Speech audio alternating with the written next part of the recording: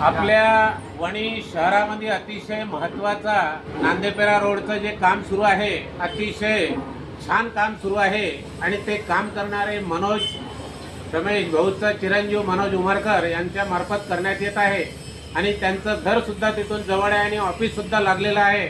त्यामुळे हा रोड आतापर्यंत मतदारसंघात जे रोड बनले त्यापैकी अतिशय मजबूत रोड बनणार आहे।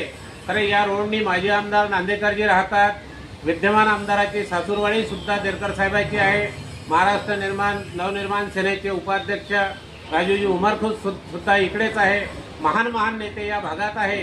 परंतु स्वातंत्र्य काळापासून या परिसराच्या रस्त्याची दयनीय अवस्था होती आणि आता ती दयनीय अवस्था लवकरच संपुष्टात येणार आहे।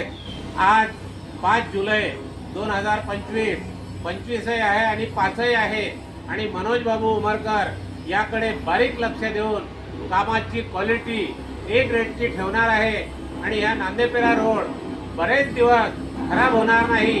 मतदारसंघात मी लालगुड्याला माहिती घेतली असता सिमेंटचा रोड 3 महिन्यात तुटून गेला, झोपडबांकडे सुद्धा तीच अवस्था आहे। आतापर्यंत या पार्टनरशिप आणि राजकीय नेत्याच्या देवाणघेवाणमुळे अनेक रस्ते खराब झाले, परंतु मी हा मनोज बाबू उमरकरच्या जे ठेकेदारीचे आणि त्यांच्या माध्यमातून जे काम होऊन राहिलं शासनातर्फे ते खूप सुंदर होणार आहे आणि या नांदेपेरा परिसरातील या रोडच्या या टिळकनगर जिल्हा परिषद कल्ली सर्वांना आणि या मार्गाने जाणाऱ्या लोकांना खूप मोठा न्याय भेटणार आहे। मी 86 पासून वणीमध्ये आहे, स्वतः समाजसेवक नारायण गोडे हे काम मनोज बाबू उमरकर यांनी घेतल्यामुळे मी त्यांना धन्यवाद देतो आणि त्यांचं अभिनंदन करतो।